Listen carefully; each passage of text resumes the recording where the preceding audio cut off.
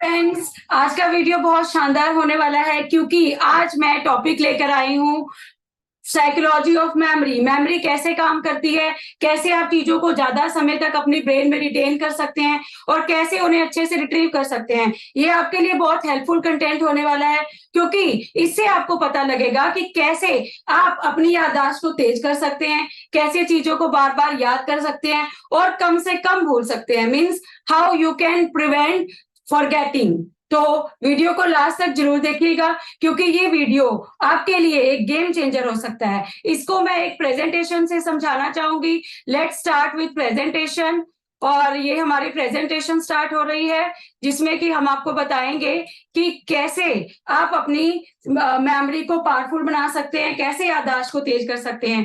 First है psychology of memory, कि how memory works, कि मेमोरी का मनोविज्ञान क्या है, कैसे आपकी मेमोरी में इंफॉर्मेशन स्टोर होती है, कैसे इसका क्या प्रोसीजर है। तो आज हम उसी के बारे में बात करेंगे।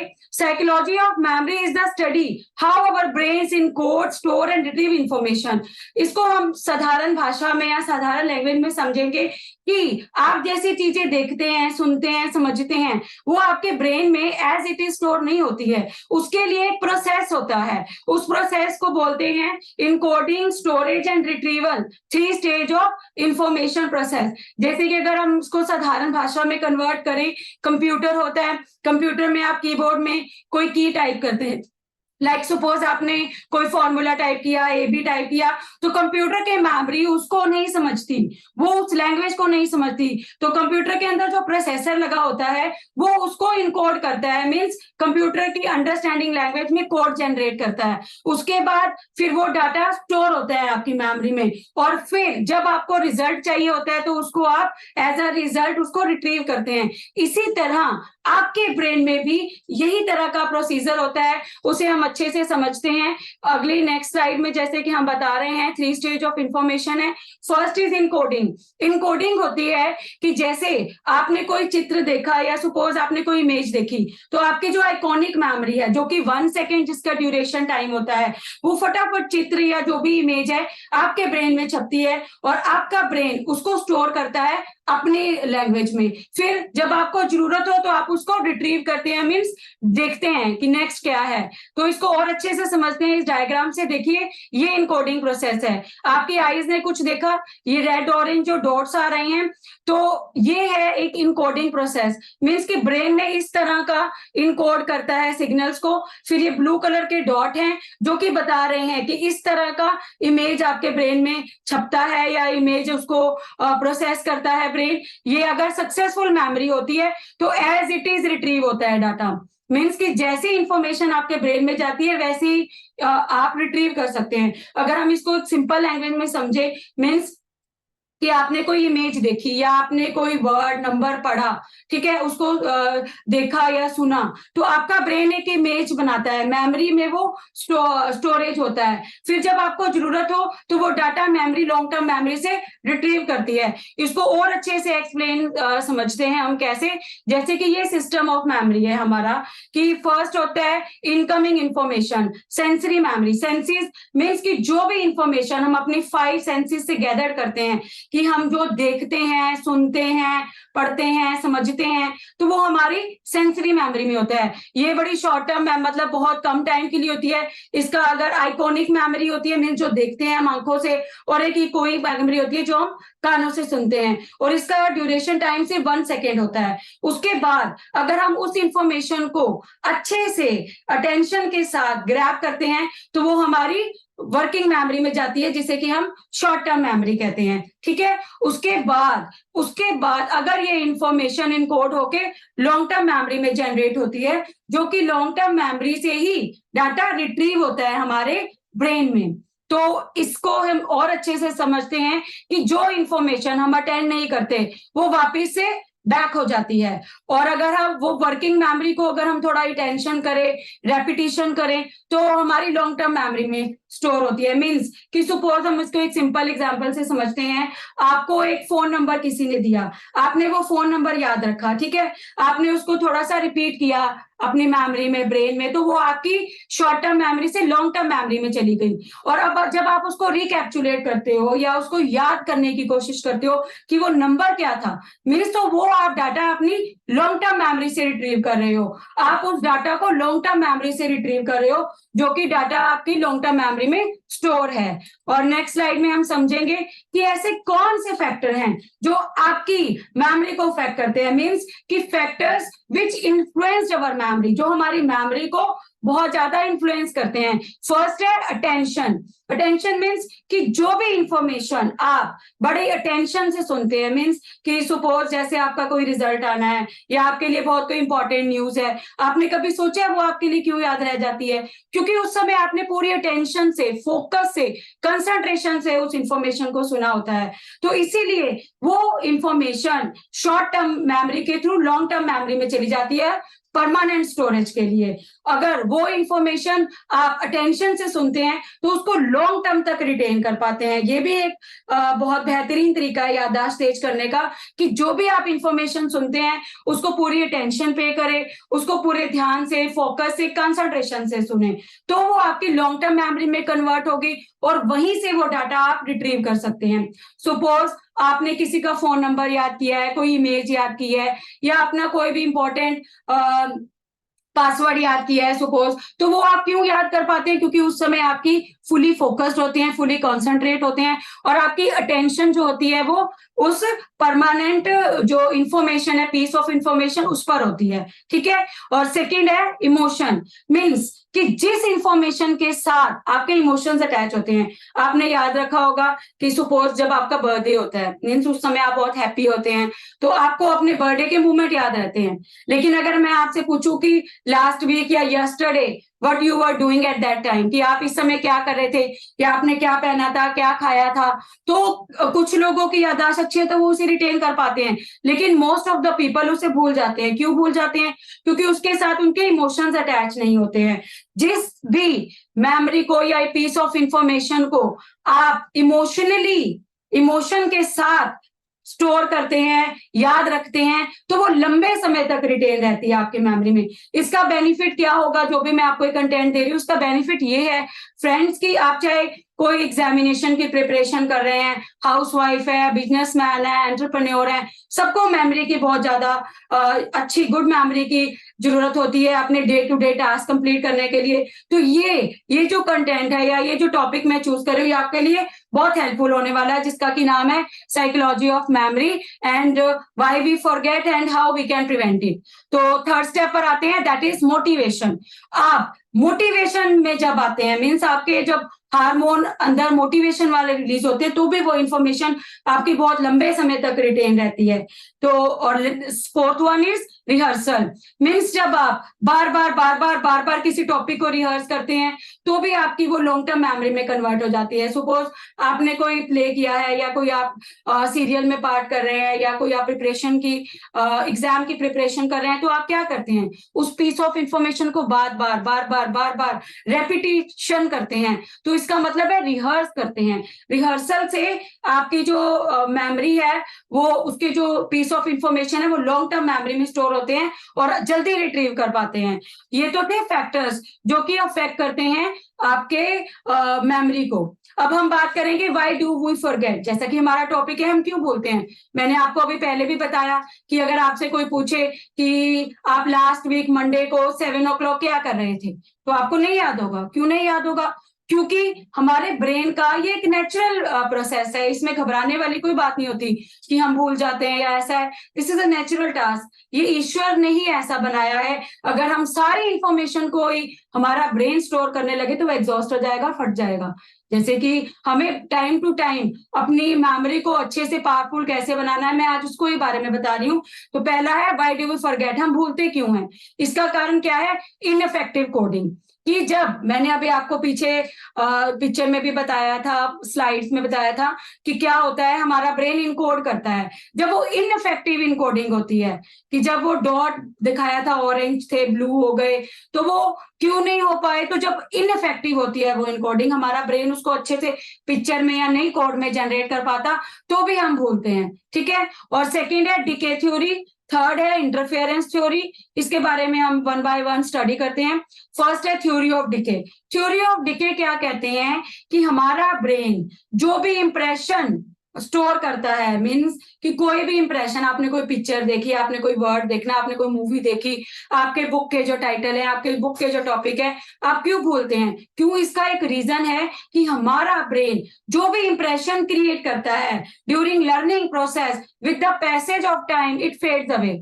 ये धीरे धीरे डिले होते जाते हैं। हम इस कर्व से समझेंगे।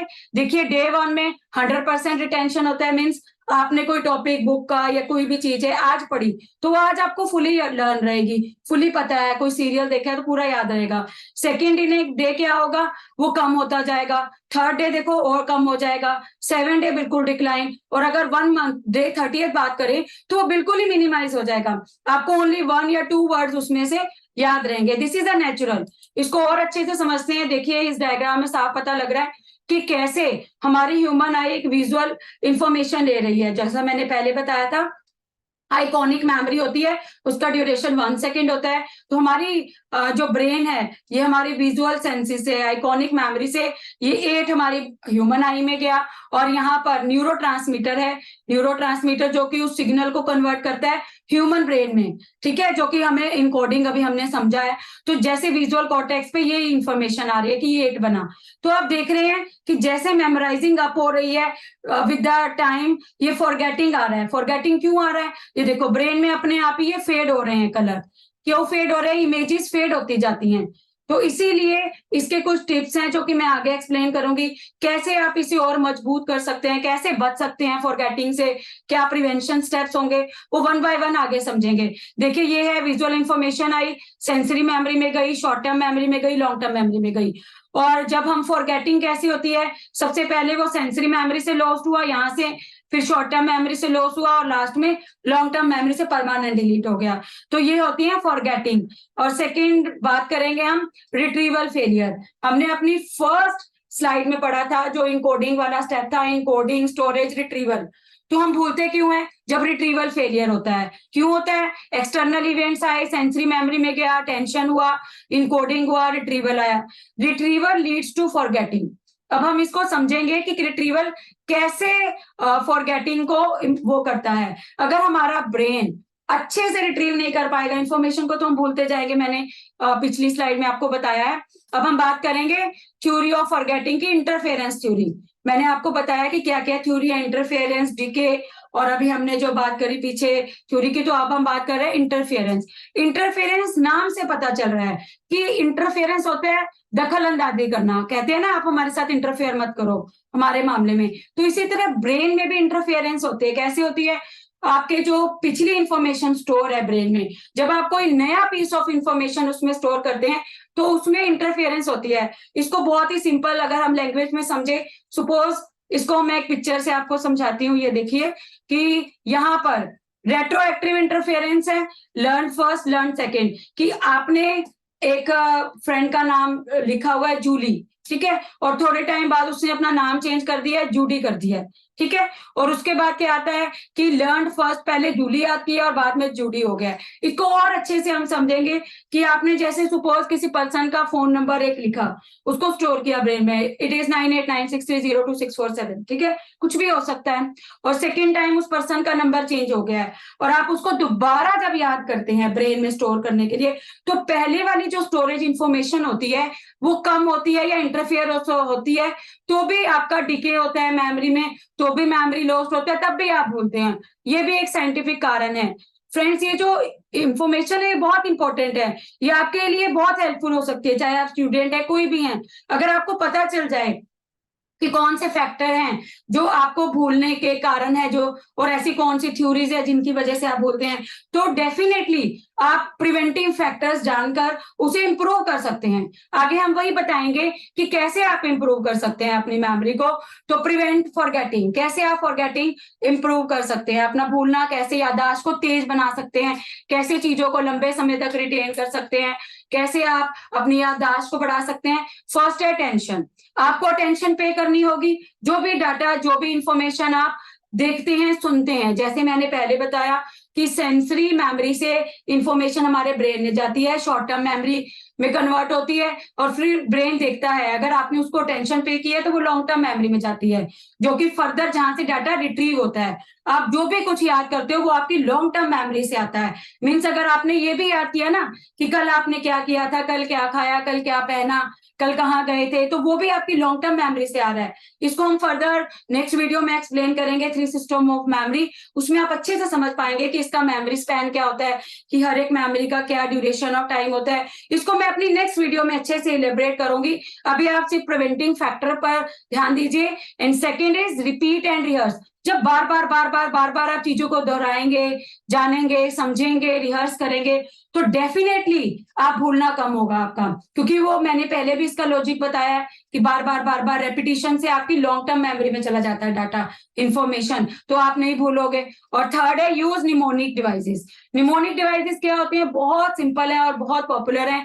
निमोनिक डिवाइसेस या निमोनिक कोड्स क्या होते हैं फ्रेंड्स, कि आपने छोटे होते या बचपन में या लर्न किया होगा कि जो व्हाइट लाइट के कलर है विपग्योर, मतलब आप एक्रोनिम बना लेते हैं, आप अपने ब्रेन में एक सेगमेंट दे देते हैं, शॉर्ट फॉर्म बना लेते हैं कि हाँ इसके ये है, तो आपको याद करने में आसानी होती है। इसी तरह अगर आप अपनी टू डू लिस्ट की एक्रोनिम्स कर ले, जैसे कि मैंने विपग्योर का एग्जांपल लिया, आप कुछ भी ले सकते हैं कि वॉयलेट कलर होता है फर्स्ट, फिर इंडिगो है, फिर ब्लू है, फिर ग्रीन, येलो, ऑरेंज, रेड। इससे आपको रिट्रीव करने में डाटा इजी होती है।